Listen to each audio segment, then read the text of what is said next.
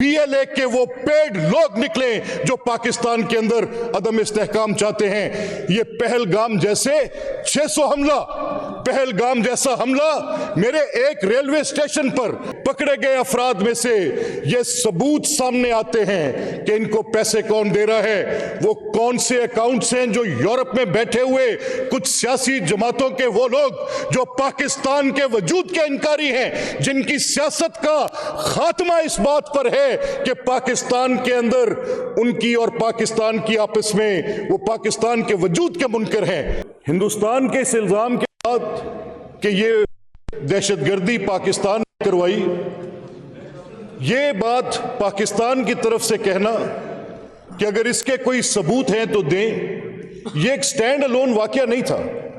इसको stand alone कहना ज्यादती होगी।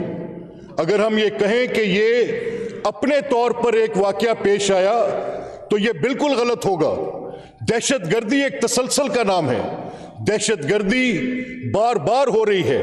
दहशतगर्दी की भींट हमारे पाकिस्तानी बड़ी तवातर से चढ़ रहे हैं। दहशतगर्दी की भींट 1 लाख से ज्यादा अफराद पाकिस्तान के सिविलियन, फौजी, पुलिसमैन, स्टूडेंट्स, बच्चे स्कूलों में, APS के बच्चे आपके सामने हैं, मदारिस, खानकाहें, मसाजिद, अदालतें, हस्पताल।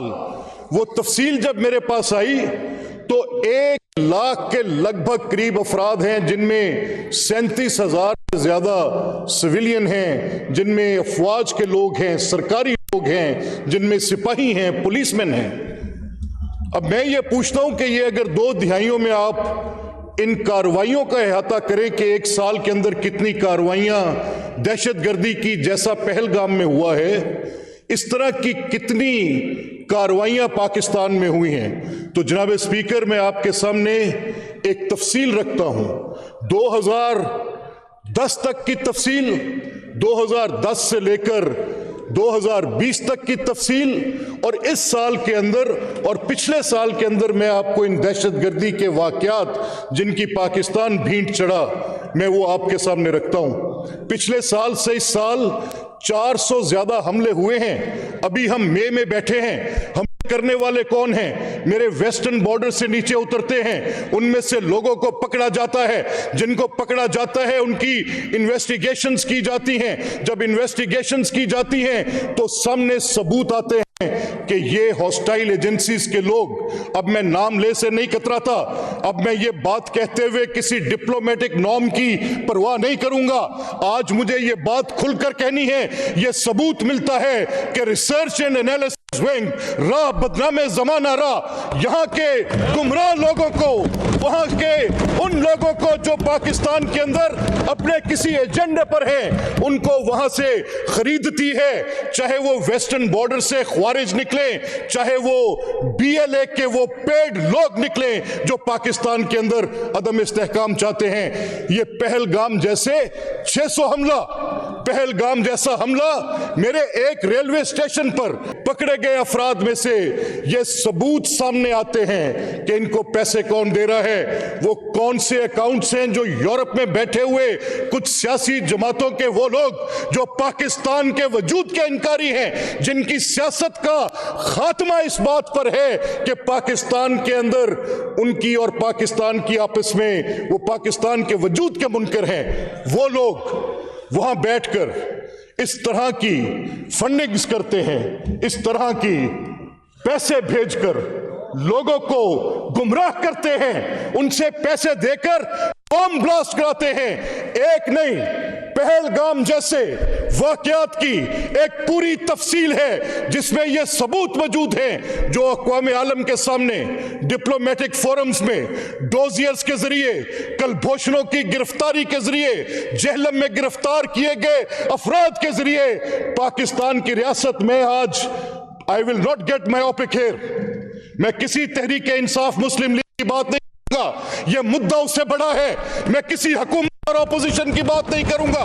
मैं आपसे यह कहूंगा कि वो डोजियर्स, जिसकी भी गवर्नमेंट थी, वो डोजियर्स जाते रहे, हम बताते रहे कि हमारे मुल्क में हिंदुस्तान दरअंदाजी कर रहा है।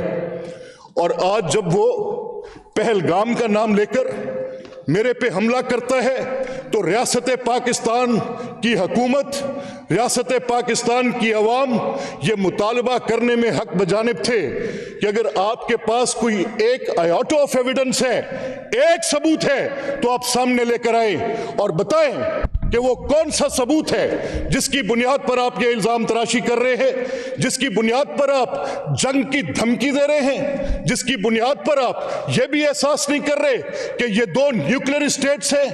उनके प्राइम मिनिस्टर मोदी को ये बताया जाता था कि हमारी वॉरफेयर में सुपीरियरिटी है, उनको ये बताया जाता था हमारे नंबर ऑफ आर्मी पर्सनल इतने ज्यादा हैं, उनको बताया जाता था हमारे टैंक इतने ज्यादा हैं, उनको बताया जाता था हमारी सलाहियत जो कि फजाइया के मुतल्लिक है इतनी ज्यादा है, उनको बताया जाता था कि हमारी मईशत पाकिस्तान से ज्यादा मजबूत है। और एक थ्रेशोल्ड होता है, आप न्यूक्लियर की बात की परवाह न करें, ये थ्रेशोल्ड होता है कि कब वो क्रॉस होगा, और वो थ्रेशोल्ड से पहले एक कन्वेंशनल वॉर होती है। और पाकिस्तान को हम इतने दिनों में, और दिन बताए जाते थे नंबर करके कि इतने दिनों पे हम इनको कन्वेंशनल वॉरफेयर में हम इनको स्ट्राइक डाउन करेंगे। ये तफसील थी हिंदुस्तान में, उनकी दिनों की तफसील थी कि पाकिस्तान के खिलाफ जब ये जंग छिड़ेगी तो कितने घंटे, कितने दिन, कितने हफ्ते हमारी मईशत और न्यूमेरिकली कितनी हमारे पास साजो सामान है, वो गिनती गिनते थे अपने बनिए के हिसाब से। ये गिनती गिनी जाती थी, वहां पर सबूत नहीं दिया जाता था, मांगा गया बार बार। फिर यकतरफा तौर पे सिंतास मुआहिदा, ये मजाक है। सिंतास मुआहिदा क्या है? ये बायलैटरल अरेंजमेंट है। मेरे मगरबी दरिया मुझे दिए गए, मेरे मशरकी दरिया सिंतास मुआहिदे में हिंदुस्तान को दिए गए। किन हालात में दिए गए, ये मैं आपको थोड़ा सा पीछे सफर कराता हूं। जो यहां पर सीनियर्स बैठे हैं, जिनमें राणा मोहम्मद इकबाल साहब, मंशौल्ला भट्ट साहब, मोहतरमा ज़किया शाह नवाज साहिबा, ये लोग आपको तारीख बता सकते हैं कि 1948 में, 49 में, 51 में, 52 में, 53 में, 54 में पानी की बुनियाद पर हर साल पाकिस्तान और हिंदुस्तान जंग के दहाने पे पहुंचता था। तब यह सोचा गया कि अगर यह सिलसिला ऐसे ही चलता रहा, रोज एक कैनाल बंद, रोज एक डिस्ट्रीब्यूटरी बंद, रोज एक बराज को बंद कर देगा कोई, तो यह जंग इनएविटेबल हो जाएगी, लड़ी जाएगी यह जंग। तो आप इसमें बैठे, बातचीत की और तय किया, उसकी क्लॉजेस के अंदर लिखा कि दिस इज इर्रिवोकेबल, खत्म नहीं हो सकता ये। इसकी रिवोकेबिलिटी को रजिस्टर किया गया। जो सालिस बीच में बिठाए गए, उन्होंने देखा कि इनके मामलात इतने संगीन हैं, इसके अंदर से ये क्लॉज खत्म कर दें कि कोई एक फ्रीक भी सिंतास मुआहिदे को, इंडस वाटर ट्रीटी को यूनिलैटरली टर्मिनेट कर सकता है। ये बात इस्टेब्लिश की गई, लिखा गया, ग्रेंटोर्स ने साइन किया कि जो 3 दरिया बांट दिए गए, ये अब आपका शेर है। 80% ऑफ द वेस्टर्न वाटर मेरे पास आया।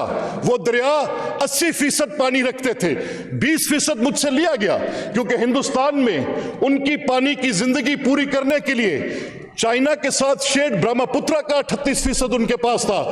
उस वेस्टर्न फ्लो को मेरे तक सिर्फ run of the river water को रोकने की एक बात जो थी कि कितनी हद तक रोक सकते हैं वो रोक सकते हैं, और बाकी flow of the water divert नहीं किया जाएगा। उस मायदे को मुअत्तल कर दिया, ये जाने सोचे बगैर कि वो जो जनेवा कन्वेंशन है वो ट्रीटीज पे पाबंद करता है। जनाब स्पीकर, वो कहता है कि जब 2 ममालिक आपस में कोई मुआहिदा लिख लेंगे, वो किन असूलों के तहत लिखा जाएगा। ये दुनिया चंद असूलों पर चल रही है। आप जानते हैं कि कुछ अहकाम इलाही हैं, इसकी तफसील मैं ऐसे बयान कर सकता हूं कि कुछ हकूकुल आबाद हैं, कुछ ह्यूमन राइट्स हैं। Human rights creation of a man है। मैंने और आपने सोचा कि कैसे वो हकूक जिनको हम इंसानी तस्वर करेंगे, जिनके अंदर मैं और आप चार्टर लिखते हैं कि ये हकूक कभी वायलेट नहीं होंगे, उनमें बेशुमार लोगों के राइट्स आ जाते हैं। वो राइट्स किसी बिब्लिकल कुरानिक स्क्रिप्चर में नहीं आते, उनके अंदर कुछ मोरालिटीज के इश्यूज भी होते हैं। सो इंसान अपनी तख्लीक करता है, इसी बुनियाद पर उसने तख्लीक किया कि जब दो कुछ हरीफ मुमालिक आपस में बैठकर बात करेंगे और ट्रीटी साइन करेंगे, वो ट्रीटी की सैंक्टिटी क्या होगी, वो ट्रीटी किस अंदाज में आगे चलाई जा सकेगी, उस ट्रीटी की इंप्लीमेंटेशन क्या होगी। Water is life for me जनाब स्पीकर। मैं कैसे बर्दाश्त करूंगा कि यूनिलैटरली ना आप उसको अबेंस में रख सकते हैं, ना आप उसको टर्मिनेट कर सकते हैं, ना उसको आप किसी और तरीके से सस्पेंड कर सकते हैं। अगर कोई एक चीज की जा सकती है, मैं इस पूरे ऐवान के सामने ये बात रखूंगा, अगर कोई एक चीज की जा सकती है तो वो उसकी रीनेगोशिएशन है, that again in consent of the both parties that they agree to sit and talk on it. Otherwise unilaterally उस पे कोई कुछ नहीं कर सकता। हिंदुस्तान वो मुआहिदा मुअत्तल करता है,